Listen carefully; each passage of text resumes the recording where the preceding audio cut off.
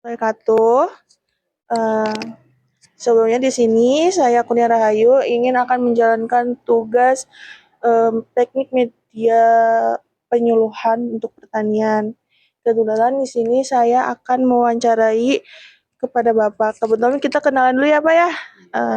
Perkenalkan dulu dengan Bapak siapa, asal mana, dengan intasi di mana, dengan bagian apa. Assalamualaikum warahmatullahi wabarakatuh. Eh, Nama saya Umin Sumarlin. Alhamdulillah sebagai teknisi atau bekerja di Balai Besar.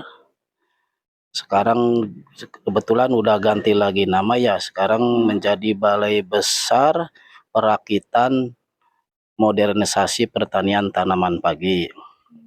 Nah, saya bekerja sebagai teknisi OPT, yaitu pengendalian organisasi pengganggu tanaman, dan alhamdulillah sudah bekerja dari tahun 1996 sampai sekarang.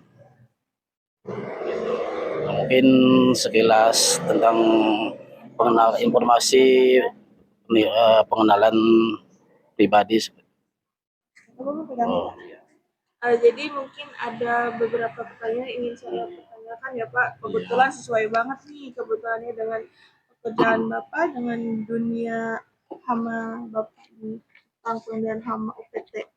Jadi kira-kira dalam dunia lapangan atau sawah itu hama apa sih yang Bapak sering kita jumpai gitu untuk Bapak sendiri? Yeah. Untuk hama pada tanaman padi yang sering menyerang ke tanaman padi, baik itu di musim penghujan atau musim kemarau. Nah, untuk hama yang sering menyerang dan sangat merugikan petani karena berdampak dengan hasil produksi, yaitu yang mungkin yang pertama, yang utama ya, hama utama itu penggerek batang kuning dan warung coklat. Nah, itu yang paling dominan atau yang paling utama. Terus mungkin ada lagi itu hama tikus. Kalau untuk penyakitnya itu sendiri itu apa? Nah, untuk penyakit itu kan eh, di ada yang secara utama itu penyakit itu disebabkan dengan yang pertama penyebabnya bakteri, kemudian jamur dan virus. Nah, untuk penyakit utama yang sering menyerang pada tanaman padi dan sangat merugikan, berdampak dengan penurunan hasil produksi, yaitu penyakit hawar daun bakteri atau HDB. Nah, gitu.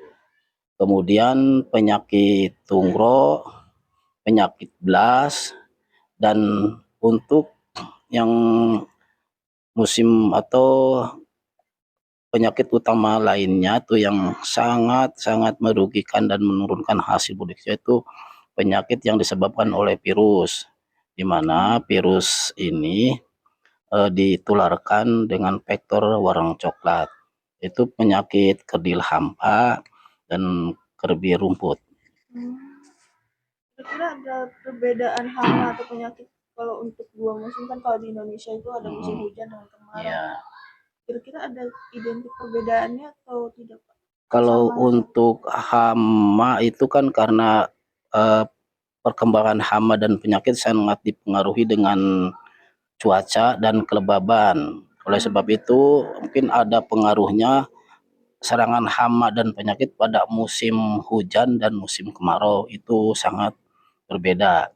Di mana pada musim hujan karena kelembaban dan suhu tinggi bisa memicu perkembangan atau serangan hama dan penyakit lebih tinggi dibandingkan dengan musim kemarau. Yang sering berkembang itu pada musim hujan, yaitu pertama warna coklat.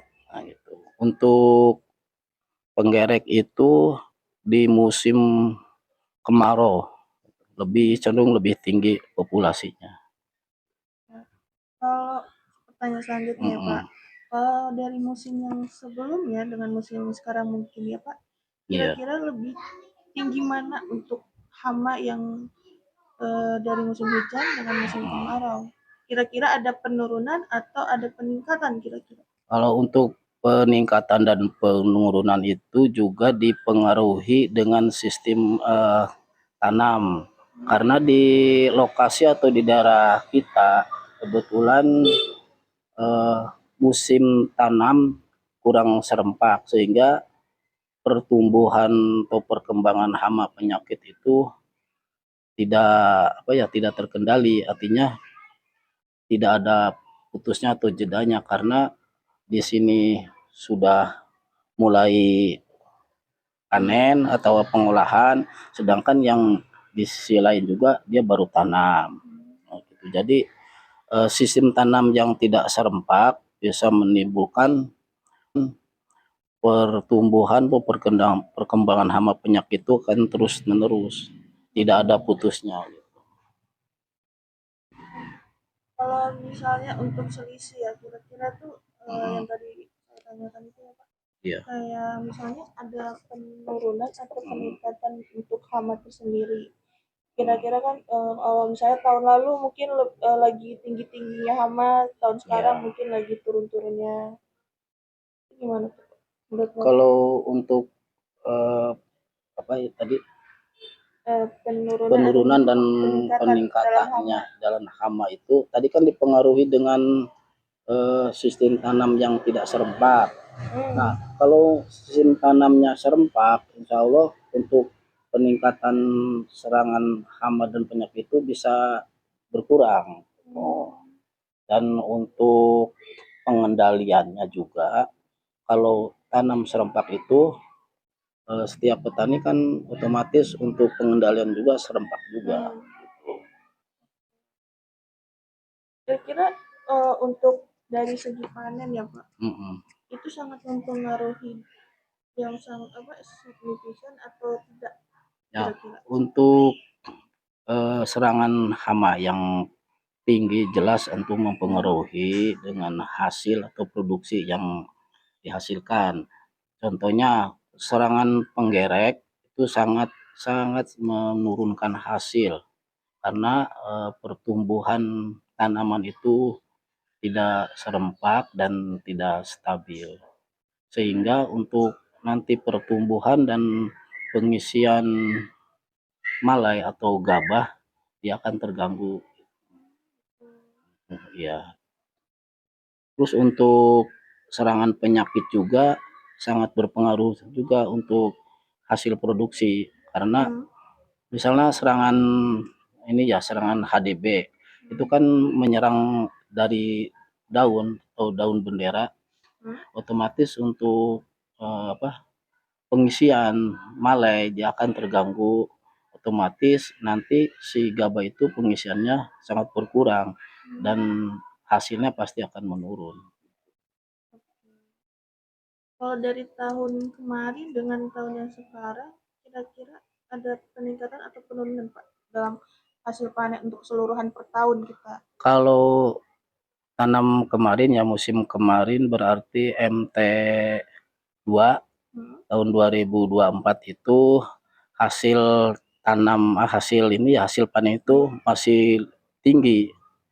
Nah, gitu. Kemudian dibandingkan dengan sekarang ya MT1 nanti 2025 ini kemungkinan itu hasil panennya lebih sedikit atau menurun karena dari awal pertanaman bisa dilihat keadaan tanaman lebih apa ya eh, lebih berkurang ininya keserempakannya ke pertumbuhan tanamannya itu karena tadi gangguan-gangguan dari hama dari penyakit itu sekarang itu lebih lebih banyak lebih beragam karena tadi dari sistem tanamnya itu tidak serempak. Ini Ya, berarti sangat sangat mempengaruhi sekali sangat ya. mempengaruhi. Hmm. Kemarin waktu pas Bapak lagi masa tanam M1 atau M2, Ya, varietas mana yang lebih gampang terserang hama dan penyakit? Kebetulan di kami itu eh, varietas yang sering ditanam sama petani karena petani melihat dengan ini ya nilai pasar juga jualnya. Varietas yang sering dipakai yaitu Impari 32 sama ini Sintanur gitu. Di samping itu karena hasil dari Impari 32 itu masih lebih tinggi dibandingkan dengan varietas-varietas yang lainnya. Dan juga untuk ketahanan hama sama penyakitnya untuk Impari 32 lebih tahan dibandingkan dengan varietas yang lainnya seperti Ceherang atau Mekongga yang lainnya. Sekian ya Pak untuk Iya, wawancara saya. Mungkin semoga ilmu yang saya dapatkan dari Bapak bermanfaat untuk saya, apalagi untuk para menonton yang nanti ya Pak ya. amin. Ya, Mungkin cukup sekian dari wawancara saya dengan Bapak. Terima kasih atas waktunya. Mohon maaf ya Pak untuk ya, mengganggu. sama-sama. Mungkin cukup sekian ya Pak. Terima kasih. Waalaikumsalam. Waalaikumsalam warahmatullahi wabarakatuh.